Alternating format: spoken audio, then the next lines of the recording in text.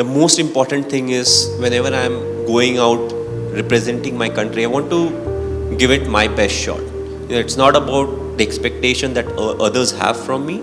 For me, it's all about what good I can do, how well I can contribute, and you keep taking it forward. Yeah. If you make your debut, you are different.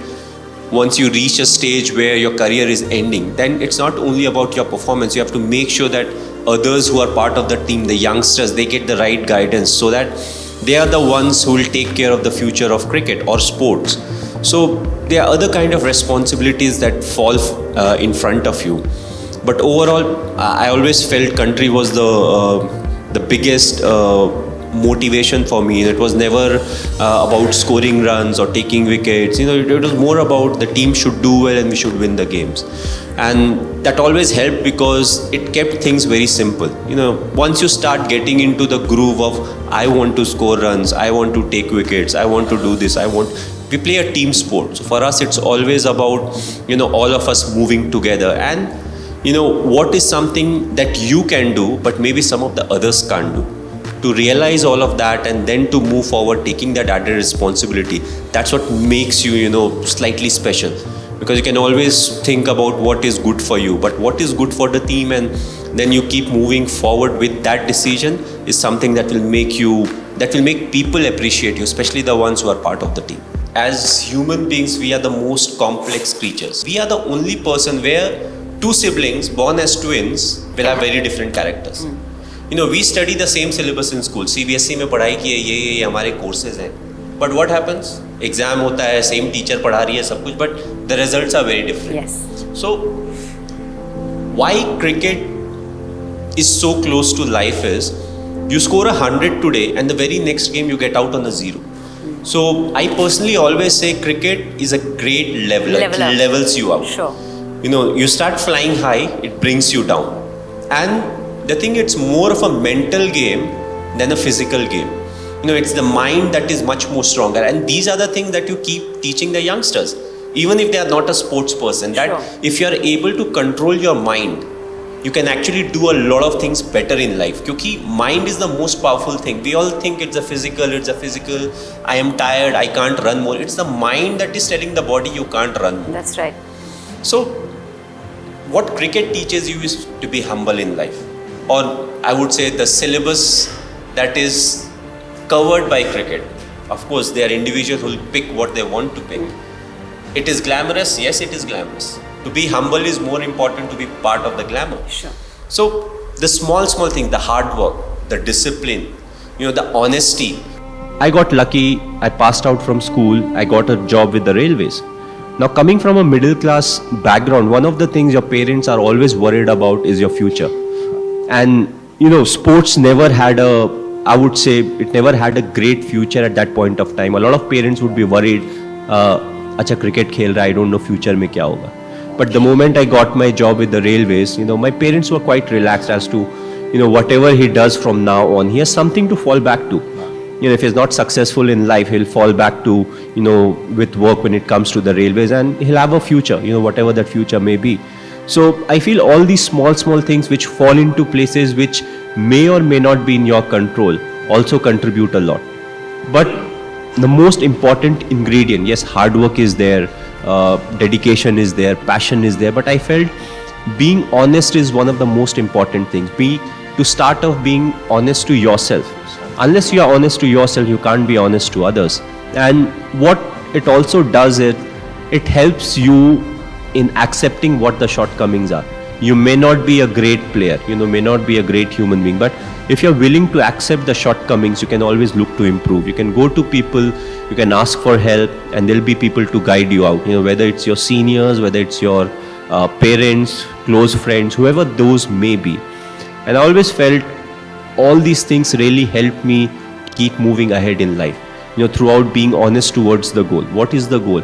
The goal is not to, for me it was never to score so many runs for India. For me it was always, how we'll be able to win a game. Whether you are the captain or you are not the captain. What you want is, how much you have contributed for the team to win. Very simple, don't think about the result. It's a result that puts pressure on us. What if this happens? What if we don't win the game?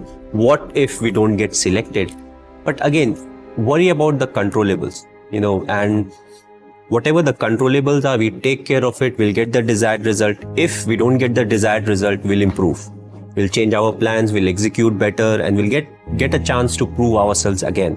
So, that's what it is. Thinking about the result never gives you result. Yes, you may have a target in mind, but what is more important is to take care of the small steps in life, what needs to be done, what I am supposed to do, what extra I can do, and that will help us achieve the target. During the 2011 World Cup, and it was like 10 or 15, 20 runs needed on the finals, and the stadium started to chant Vande Mataram, and I believe that was something. I don't get goosebumps, I don't know, maybe something wrong with me, I don't get goosebumps, but that moment, I don't think I would ever be able to get into a similar atmosphere. There was something very beautiful about it, and when they started to chant, and let's say if it was moving from one side of the stadium to the other, your ears, they would actually move. And I feel that was again a moment, I would never forget in life. If I would ever get a chance to relive it, definitely I would love to, but that's not really in my control. Hard work that you have to put, irrespective of what your profession is. You have to be ready for the kind of talent that's really needed to achieve what you want to achieve. But at the same time, you have to take risk in life. So take risk in life, but at the same time, you have to be practical.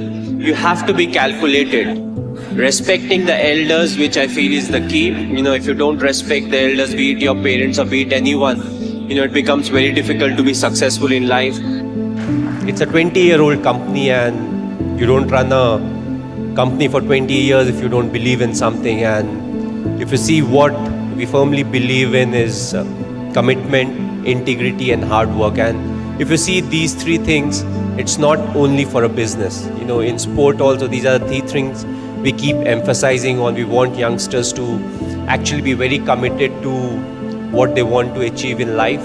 Hard work, I'm still finding a substitute for hard work, which we have not been able to find. So I'm hoping that someday I would able to find something that substitute hard work. I personally always felt sport teaches you a lot in life. It teaches you how to deal with the losses, the failures, and at the same time, how to behave when you are successful. You need to show a lot of respect to the opposition or the contender you are competing with, but at the same time, be humble in life, enjoy what you are supposed to, and have respect for everybody around you. Education is very important, but sport does teach you a lot about life. And school is, I feel, the right spot where you need to push the youngsters to play a lot of sport, and especially physical sport, outdoor sport. Indoor also qualifies, where badminton is there, squash is there, table tennis is there. But that's a time where they have that kind of a time where they can spend enough time on both. Nobody really knows. Like when I was in class 6th or 7th, I had no clue whether I'll become a cricketer, a footballer, athletics man, or I'll play badminton. So till I've not tried those sport at school level, how will I get to know what I'm good at?